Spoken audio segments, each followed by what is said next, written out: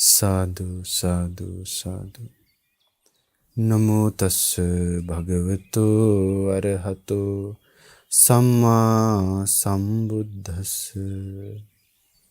सर्वप्रथम हमारे शास्त्र तथागत भगवान बुद्ध जी के चरणों में सादर प्रणाम हो,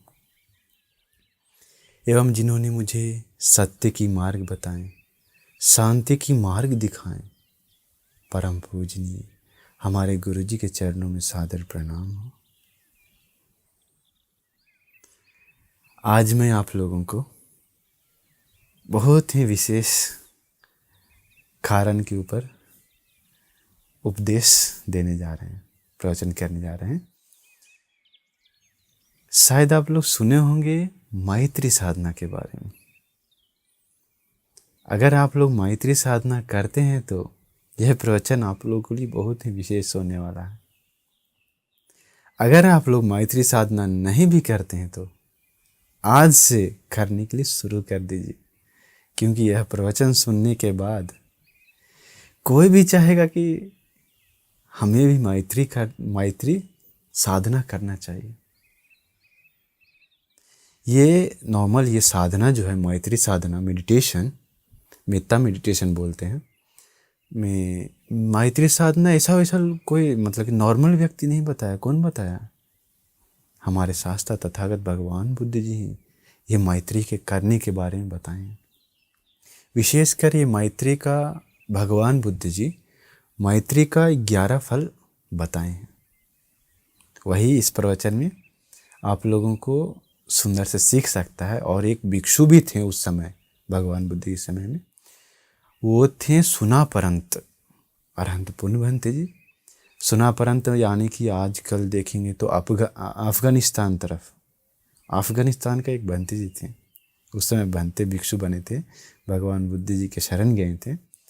तो वो भंते जी का मैत्री के बारे में आपको थोड़ा बताऊंगा इस प्रवचन के अंत में। बहुत ही आश्चर्य है वो भंते जी का मैत्री। छोटा सा है, छोटा सा एक शॉर्ट में आपको बताएंगे अंत में। तो आप लोग मैत्री साधना कीजिए, क्योंकि मैत्री साधना करने से बहुत लाभ है। पहले भी बुद्ध रश्मि पर प्रवचन काफ़ी है, 2-3 काफ़ी प्रवचन है मैत्री साधना के बारे में। और मैत्री साधना कैसे करते हैं, मैत्री साधना क्या है, वो सब प्रवचन है बुद्ध रश्मि पर डाला हुआ है। आज आप लोगों को ये मैत्री साधना का फल, क्या क्या फल मिलता है, वो अच्छा से सीख सकता है। तो भगवान बुद्ध जी एक सूत्र में बताते हैं, मेत्तानिसंस सूत्र है, अंगुत्तर निकाय 6ठा भाग में है, एकादशक निपात में। ये किताब का नाम भी आप लोगों को बताते हैं अंगुत्तर निकाय में है, यहाँ है। क्योंकि आप लोगों को कभी कभी कोई लोग है कमेंट करते हैं या कोई लोग शक करते हैं कि ये भंते जी जो बता रहे हैं अपना मन से बता रहे हैं, ये ब्राह्मण लोगों का बात है, ये हिंदू लोगों का बात है, ये ऐसा वैसा बोलते रहते हैं। तो इसीलिए आप लोगों को ये किताब का नाम, हम लोग जो बुद्ध रश्मि से जो प्रवचन देते हैं ना, वो सारा प्रवचन, हर एक बात ये त्रिपिटक के अंदर से ही लेते हैं। ये त्रिपिटक के अंतर्गत ही सब आता है। कुछ भी आप लोग को अगर कुछ शक है तो कि हाँ भंते जी ये कथा जो बताए हैं या ये कारण जो आप बताए हैं बुद्ध रश्मि में कहीं भी हो सकता है, आप पूछ सकते हैं कमेंट करके कि हाँ भंते ये कथा जो है या ये कारण आप बता रहे हैं ये कहाँ पर है, त्रिपिटक में कहाँ पर है। अगर शक है तो, अगर शक नहीं है तो जो जैसे हम लोग बोल रहे हैं, क्योंकि यह श्रीलंका आके बोलना मतलब आसान नहीं है। श्रीलंका में आके सीख कर सबसे पहले तो सिंहल भाषा सीखना पड़ता है, फिर उसके बाद प्रवचन यहाँ का धर्म सीखना पड़ता है। तो ऐसे नहीं नॉर्मल क्लासेस करके बहुत स्ट्रगल करना पड़ता है, कोशिश करना पड़ता है। तो वो सब सीखने के बाद हमारे गुरु भंते जी बोलने के कारण ही आप लोगों को अभी प्रवचन ये बुद्ध रश्मि शुरू करने के बाद ही प्रवचन दे रहे हैं हम आप लोगों को हिंदी में। हिंदी में ऐसा चैनल आप लोगों को मिलेगा, यूट्यूब चैनल ऐसा मिलेगा कह नहीं सकते हैं, मतलब ऐसा चैनल है ही नहीं है। इतना सरल हिंदी भाषा में नॉर्मल बच्चा लोगों को समझ में आ जाता है कि आखिर ये भगवान बुद्ध जी क्या क्या बताएं, भगवान बुद्ध जी का सत्य धर्म क्या है। सब चीज़ अच्छा से आसान तरीका से आप लोगों को बताने के लिए ही ये बुद्ध रश्मि चैनल है। तो ध्यान से सुनिए, भगवान बुद्ध जी मेत्तानि संस सूत्र में बताते हैं, मेत्ताय भिक्खवे चेतो विमुत्तिया आसेविताय भाविताय बहुलीकताय यानिकताय वात्थुकताय अनुत्थिताय परिचिताय सुषमाराध्याय एकादशानि संसा पाटिकंका। ये पाली था।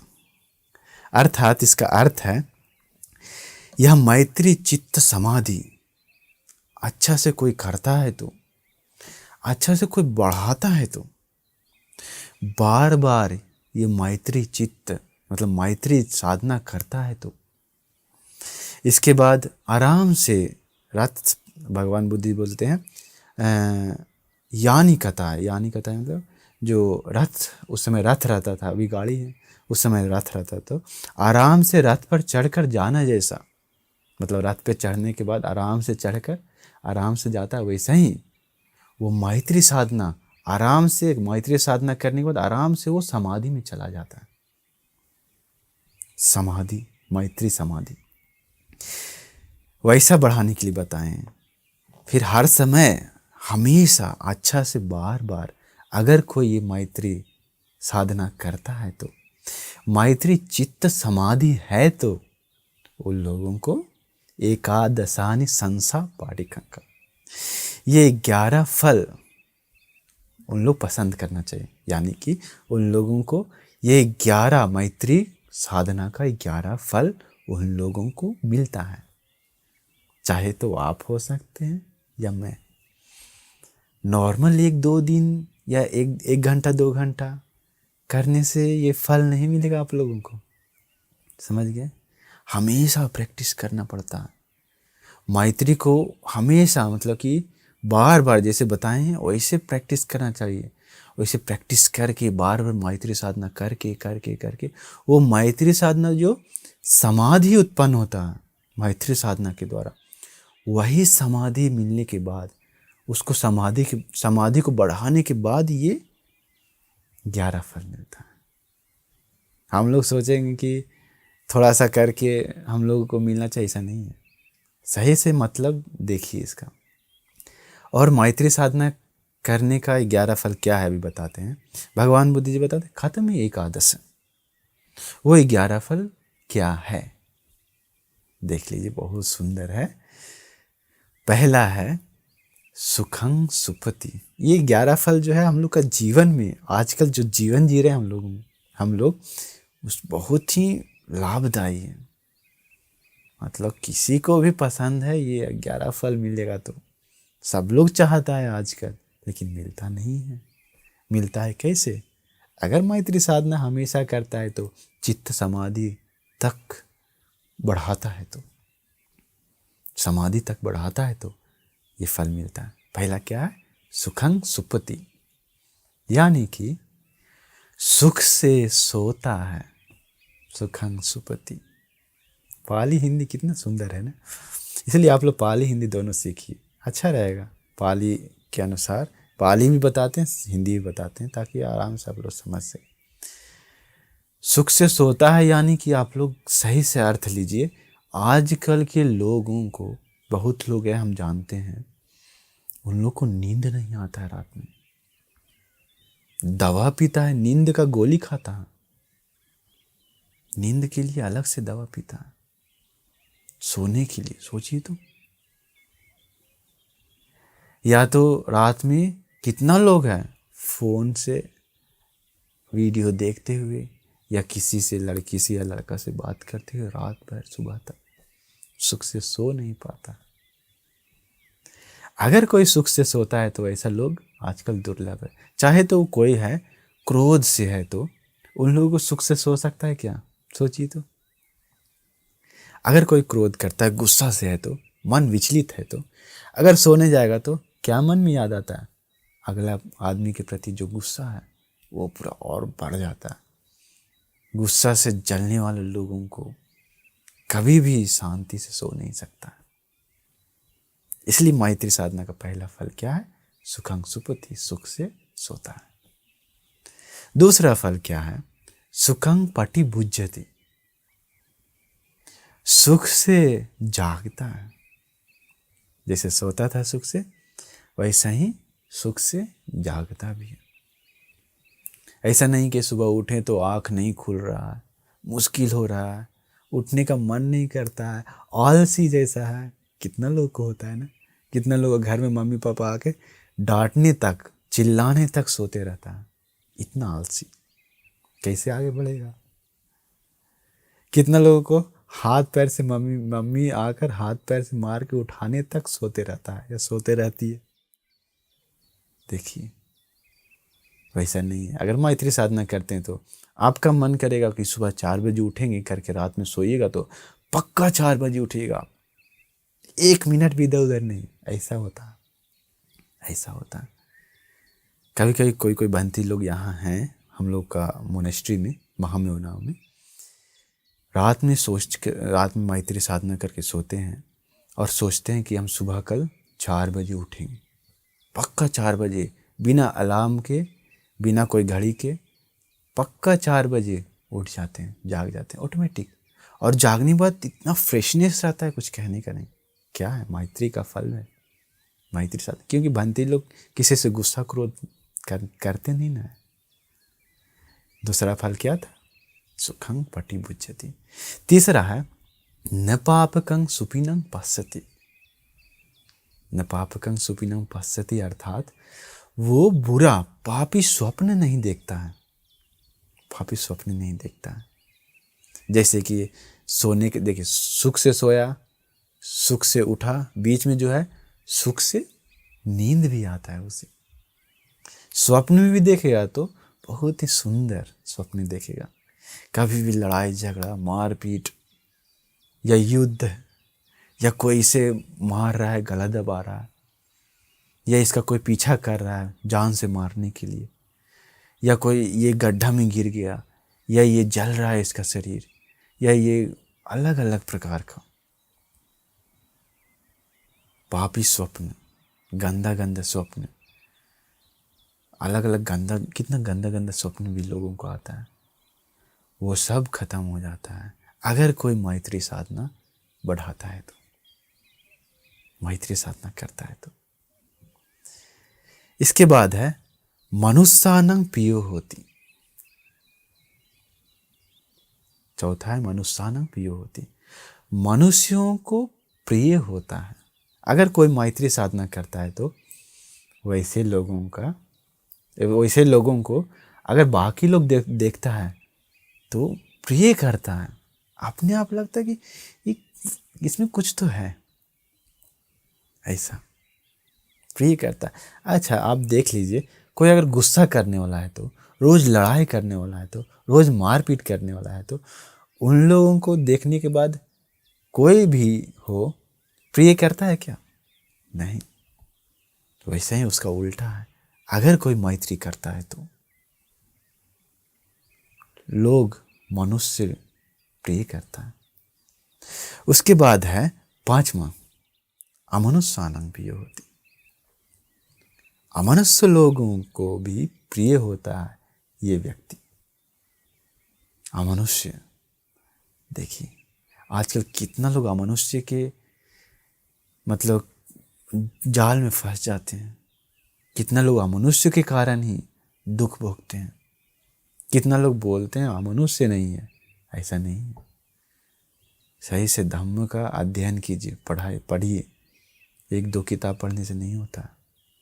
अमनुष्य लोग हैं, भूत प्रेत लोग हैं, जानवर लोग हैं, नरक लोग हैं, दिव्य लोग हैं, ब्रह्म लोग हैं, मनुष्य लोग हैं। विश्वास करना चाहिए, क्योंकि ये सब हम लोग का वचन नहीं है, बुद्ध वचन है। तो भगवान बुद्ध जी बताते हैं 5वां अमनुष्यानं प्रियो होति। अमनुष्य लोग, जो भूत प्रेत हो सकता है, या अमनुष्य में देवताओं लोग भी आता है, जो मनुष्य ना हो, वैसे बाकी सभी लोग जो मनुष्य ना हो, मनुष्य भी होती पहले बोल दी, इसके बाद अमनुष्य जो मनुष्य ना हो, चाहे तो देवता हो सकता है, ब्रह्मा हो सकता है, या तो भूत प्रेत हो सकता है, कोई भी हो जो मनुष्य ना हो, उन लोग प्रिय करता है जो मैत्री साधना करता है।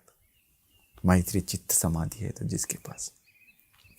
इसके बाद है देवता रखंती, देवताओं लोग उसे सुरक्षा करता है, रक्षा करता है, मदद करता है। किसे? जो मैत्री से ध्यान करता है। तो उसका उल्टा देखिए, जो क्रोध गुस्सा करता है, तो जो लड़ाई झगड़ा करता है, तो उन लोगों को देवताओं कभी भी मदद नहीं करता है, रक्षा नहीं करता, उसे सुरक्षा प्रदान नहीं करता। देखिए यहाँ पर एक और याद आया हमको, एक और सूत्र में जगह पर भगवान बुद्ध जी बताए हैं कि अगर कोई मतलब अपने पुण्य जो हम लोग करते हैं, पुण्य करके अगर देवताओं लोगों को हम लोग अनुमोदन करते हैं, तो उन लोगों को भी खुशी के लिए हम लोग पुण्य देते हैं, तो देवताओं लोगों को ये अनुमोदन करने से वो देवताओं लोग खुश होता है। खुश होने के बाद उन लोग वापस उन लोगों को, जो लोग पुण्य अनुमोदना किए हैं, उन लोगों को मदद करता है। कैसे मदद करता है? जैसे एक माँ अपना बेटा को प्यार से पालन पोषण करता है, मदद करता है, जो भी चाहिए देता है, वैसा ही बोलता है उसमें। कितना सुंदर है ना। इसलिए आप लोग पुण्यानुमोदना करने के लिए सीख जाए। इसके बाद विशेष है नास अग्गिवा विसंगवा सत्थंगवा कमति। नास अग्गिवा विसंगवा सत्थंगवा कमति, ये बहुत ही विशेष है, बहुत ही आश्चर्य है। क्या है? नास अग्गी, आग से, नास अग्नि ना विसंगवा, विष से, सत्थंगवा कोई भी शस्त्र से, औजार से, कुछ भी से, मतलब कि आग से, विष से, जहर से, औजार से उसे कुछ हानि नहीं पहुंचता है, कोई हानि नहीं कर सकता उन लोगों को। देखिए कितना बड़ा फल है ये। आग से, जहर से, अगर कोई जहर भी कप में डाल के दे दिया पी ले इसे मारने के लिए, लेकिन वो उसके पास अगर मैत्री है, तो चित्त समाधि है, तो हमेशा मैत्री साधना करता है, तो उसे वो जहर से कोई फर्क नहीं पड़ता है शरीर पर, कोई नहीं फर्क पड़ता। अगर कोई आग से आके जला भी दे देगा फिर भी फर्क नहीं पड़ता, फिर भी फर्क नहीं पड़ता। एक आप शायद वो उत्तरा देवी उपासिका का कथा सुने होंगे। वो उत्तरा उपासिका को जो सिरिमा होती है, सिरिमा गरम खोला हुआ गरम तेल को ले जाकर शरीर पे उझल देती है ईर्ष्या के कारण। लेकिन उत्तरा उपासिका के मन में मैत्री होने के कारण ही वहाँ पर उसका शरीर नहीं जलता है। शीतल जल जैसा, ठंडा पानी जैसा शरीर में बह जाता है वो गरम खोला हुआ तेल। क्या है? मैत्री फल, मैत्री करने का फल। इसके बाद है 8वां तुवटंग चित्तंग समाधियति। तुवटंग चित्तंग समाधियति मतलब उसका मन तुरंत शांत हो जाता है, तुरंत शांत हो जाता है। जो गुस्सा क्रोध नहीं करता उसका मन तुरंत शांत हो जाता है। अगर कोई गुस्सा क्रोध करता है, तो गाली देता है, तो डांटता है, तो दूसरों को, मैत्री नहीं है तो मन में, उन लोगों का चित्त तुवटंग समाधि नहीं होता, यानी कि तुरंत समाधि उत्पन्न नहीं होता, मतलब शांत नहीं होता उसका मन, हमेशा अशांत ही रहता है। इसके बाद 9वां फल क्या है? मुखवन्नो विपसीदति। उसका जो मुख है, मुख का वर्ण है, जो मुखवन्नो विपसीदति, उसका चेहरा सुंदर होता है। मैत्री साधना करता है तो कैसे? आप लोग सुंदर होना मतलब गोरा होना यहाँ नहीं बोलते हैं। आजकल कितना लोग काला है लेकिन देखने में प्रिय मनाप लगते हैं, देखने में प्रिय है, लोग उसे देखना पसंद करते हैं। काला हो सकता है नॉर्मल कलर हो सकता है हम लोग जैसा, या वाइट मतलब कि जो विदेशी लोग रहता है वैसा वाइट भी हो सकता है ज़्यादा। लेकिन मैत्री साधना कोई करता है तो चाहे तो वो काला हो या गोरा हो या सांवला हो, कोई भी मैत्री साधना करता है तो उन लोगों का चेहरा खिला हुआ रहता है, हमेशा मुस्कान रहता है चेहरा पर, सुंदर होता है उसका चेहरा।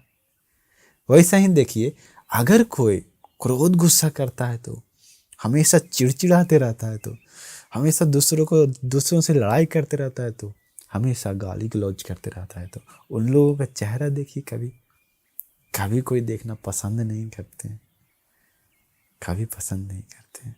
इसलिए ये 9वां फल था मुखवन्नो विपसीदते।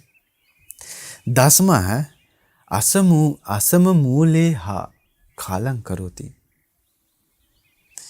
मतलब मृत्यु समय आता है तो हम लोग का, सब लोग का तो मृत्यु समय आता ही है। हम लोग एक ना एक दिन तो हम लोगों को तो मरना ही है, ये सत्य आप लोग भी जानते हैं, हम लोग भी जानते हैं। बचपन में हमको याद है मम्मी पापा बोलते थे कि मत बोलो अशुभ है, मरेंगे करके मर जाएंगे, ऐसा वैसा हो जाएगा, या कुछ भी करने के बाद हम लोग का मृत्यु हो सकता है। मृत्यु का नाम लेते हैं, मत बोलो, ही नहीं बोलो, क्यों बोल रहा, ये अशुभ बात है, ऐसे मत बोलो। वो अशुभ बात नहीं, वही परम सत्य है। भगवान बुद्ध जी बताएं, सत्य के अंतर्गत आता है, 4 आर्य सत्य के अंतर्गत आता है मृत्यु। चाहे तो आप हैं या हम हैं, कब इस दुनिया से चले जाएंगे कोई फायदा, कोई मालूम नहीं, कुछ समय पता नहीं, कोई एज नहीं है, उम्र नहीं है उसका, कोई टाइम नहीं। इसलिए बोलते हैं हम लोग, हमेशा पुण्य कीजिए, हमेशा कुशल कीजिए, हमेशा सभी लोगों के साथ प्यार से रहिए, मैत्री से रहिए। कभी किसी को गुस्सा से गाली मत दीजिए, किसी को डांटिए नहीं, क्रोध मत कीजिए, हम दान दीजिए, दूसरों को मदद कीजिए, शील सुरक्षा कीजिए, ध्यान साधना कीजिए। इसलिए बोलते हैं क्योंकि हम लोगों को ये सब मरने के बाद नहीं ले जा सकते। जितना कमाया हुआ धन संपत्ति हो सकता, घर द्वार हो सकता है, अपना बाल बच्चा हो सकता है, बेटा बेटी परिवार हो सकता है, गाड़ी हो सकता है, जमीन हो सकता है, कुछ भी हो, ये सब हम लोग मृत्यु के बाद सब छोड़ कर जाते हैं, कुछ भी नहीं लेकर जाते हैं, याद रखिएगा। इसलिए इसमें 10वां में बताते हैं, 10वां फल मैत्री साधना का, अगर कोई मैत्री साधना करता है तो मृत्यु समय में होश से रहता है, मतलब बड़बड़ाता नहीं है, अलग अलग बात नहीं बोलता है, शांति से होश से रहता है। मन शांत है तो होश से रहता है। कभी कभी देखे होंगे आप लोग, अगर किसी को देखे होंगे तो हॉस्पिटल में या कहीं भी मृत्यु समय में अलग अलग बात बोलते रहता है। कभी कभी बोलता है देखो ना कोई तो आया है लेने के लिए, हमें 4 आदमी लोग आया है, या तो बोलता है बहुत गर्मी लग रहा है, पूरा जल रहा है पूरा शरीर, बोलता है क्यों नरक में जाने वाला है, देखिए पाप किया जीवन भर, जल रहा है बोलता है, कोई कोई बोलता है बहुत जानवर दिख रहा है हमें, अलग अलग बात बोलते रहता है। लेकिन अगर कोई मैत्री साधना करता है तो उस मैत्री साधना को बहुत बढ़ाया है तो आगे उन लोग मृत्यु समय बहुत ही होश, शांत से रहता है, होश से रहता है, मन एकाग्र रहता है उसका। देखिए अंतिम 11वां फल बहुत ही विशेष है, क्या है, उत्तरिंग अपटि विजंतो ब्रह्म लोकूपगो होती। अगर वो मैत्री साधना करे, अगर उसको मतलब कि अगर इस जीवन में मार्ग फल नहीं प्राप्त किया तो, यानी कि अरहंत, यहाँ पे बोलते हैं अरहंत के बारे में, अरहंत नहीं हुआ तो, सभी दुखों से मुक्ति नहीं पाया तो, निर्वाण प्राप्त नहीं कर पाया तो इस जीवन में, उसका जन्म ब्रह्मलोक में होता है। चाहे तो वो सोतापन भी हो सकता है, सगदागामी हो सकता है, अनागामी भी हो सकता है। लेकिन अरहंत नहीं हुआ तो, अरहंत मतलब निर्वाण प्राप्त कर लिया तो उसका जन्म नहीं है। अगर निर्वाण प्राप्त नहीं किया तो जन्म तो लेना पड़ेगा, तो उसका जन्म होता है कहाँ, सीधा ब्रह्मलोक में, पूरा सबसे ऊपर। देखिए कितना विशेष फल है। तो ये 11 फल था भगवान बुद्ध जी बताएं मैत्री साधना का। आप लोग सीख लीजिए ये सब और हमेशा मैत्री साधना कीजिए। अभी आप लोगों को हम बताने के लिए जो बताए थे एक भंते जी के बारे में, जो अफ़गानिस्तान के थे, सुनापरंत उस समय का नाम था, अफ़गानिस्तान अभी बोलते हैं हम लोग। तो वो भंते जी का मैत्री देखिए, आप लोग भी इससे बहुत बड़ा सीख ले सकते हैं, बहुत ही सुंदर है। क्या है वो भंते जी वहाँ से आते हैं, पहले गृहस्थ रहते हैं घर, वहाँ से आते हैं इंडिया। क्या उस समय अलग बिजनेस होते रहता था, तो उस समय वहाँ से यहाँ बिजनेस के लिए आते थे, कुछ बेचने के लिए ऐसा वैसा। तो अकेले नहीं, बहुत लोगों के साथ आते। यहाँ आने के बाद धर्म सुनने के बाद भगवान बुद्ध जी से मिलकर प्रसन्न होकर ये बौद्ध भिक्षु बन जाते हैं। भिक्षु बनने के बाद बहुत धर्म प्रैक्टिस करते हैं। अभी ये भिक्षु भगवान से मिलकर बोलते हैं, भगवान अभी मुझे अनुमति दीजिए, मैं वापस अपना गांव में जा रहा हूँ। किस लिए? वापस गृहस्थ होने के लिए नहीं। क्यों? बाकी परिवार लोगों को, बाकी लोगों को ये सत्य बताने के लिए, सत्य धर्म को बताने के लिए। भगवान बुद्ध जी बोलते हैं, हे भिक्षु, तुम्हारा जो देश है, वहाँ देश मतलब उस समय देश नहीं था, अभी ना देश हो गया अफगानिस्तान।